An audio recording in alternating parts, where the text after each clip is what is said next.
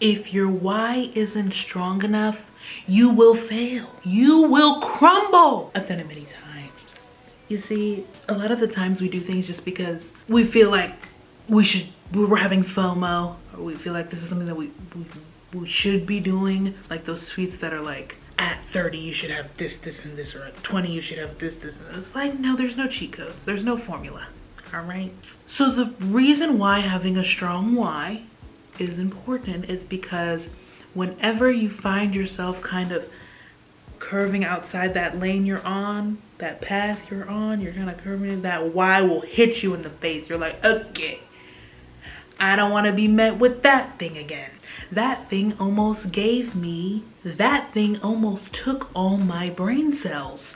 That pain robbed me of my joy for a long time. And at this point, I am tired of being robbed of my joy. So having that strong why is like it's like your foundation. It's your rock, it's your anchor. It's Mr. Krabs' house. Okay. When you have that strong why, it doesn't matter when anyone else is coming to you. It's like, no. I'm doing that. I'm focused. I know what I need to do. I know exactly what I need to do. If your why has anything to do with other people or anything to do with something outside of yourself, external wants and needs, it might not be strong. It might collapse. But if it's something for you, it's a why for you, like you've decided, then it'll be strong. And usually that why comes after a lot of trials and tribulations, after a lot of lessons and tests and trauma, whatever. So, and it's the universe trying to guide you to get that strong why, which is why it's good to always be in a flow of experimentation. You can really cheat yourself by not going for things, full force. So you're doing something, you want to get validation from someone or somewhere. You want to get revenge on someone. And sometimes revenge is enough. Like wanting revenge on someone, wanting to like flex on someone, level up. Sometimes it's enough. The why has to be tied to anger. The why has to be tied to something that pisses you off and you'll stick to it. Okay, so that's why you see sometimes people, they go through like major transformations after breakup or divorce or something, because something within that loss or trauma, like it flipped the switch. It made someone pissed off enough to actually go train or do better or level up themselves, because all they can focus on is that fucking revenge. Like, I'm going to prove to you and the universe and to myself that I can do this. And that's why I said it's better to have it with yourself than other people, because the satisfaction and the things that you will attract for yourself are going to be much more satisfying and better than other people. And I'm saying this, I gotta take my own advice, because I've done it many times. I've tried to do many things in the book and I, failed, okay? But one of the biggest transformations that happened in my life this year, I was pissed off enough. I was fed up enough. Boom, boom, done, moving on, leaving that, transform my life real quick. Because I was done. I was like fed up. And so that's what you really need, that fuel, that fire, that energy that pisses you off. Then you got that strong why. You're like, okay, I don't want to feel this anymore. And you're going off. If you don't have a strong why and you're just doing it just because, you're not going to be as passionate about that. And people usually manifest things or bring things into fruition when they're passionate and the fire never burns out. It's a fire energy.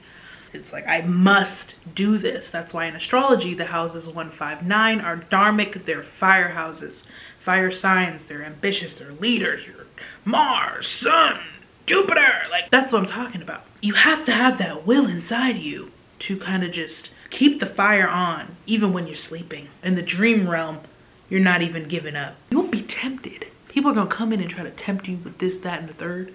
And you gotta be like, nah, no. I'm not swerving. I'm not swerving on my lane.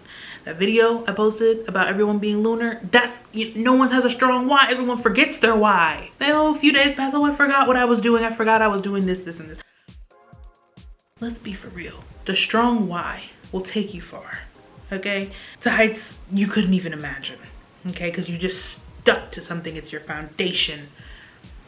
It's like the bane of your existence. It's like, if you don't do it, you're gonna die. Real 8th house stuff. So in this world, we're too preoccupied with other people's thoughts and opinions that we get distracted. I'm distracted. I'm not exempt. Okay. But that strong why is the most important thing to have. And you have to find it. It's hard to find. You have to soul search. You got to read books. You got to go through some stuff in order to find it.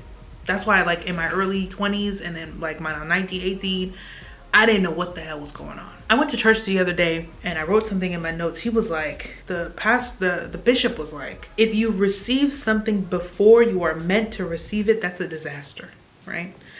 If you receive something when you're meant to, then that's destiny. So that's why sometimes people haven't found their whys yet, because you're not meant to receive it yet. You got to go through something first. You got to go through a lot of different things in order to find that why that's going to propel you, that's going to make you not give a fuck about anything, make you want to just, you don't care, give no shame. Like the why, it's a personal thing. It's a personal contract between you and yourself in order to achieve. So have a strong why, but don't pressure yourself to find it right away. Like you have to go through certain things first in order to find that why, so that you can start to sculpt.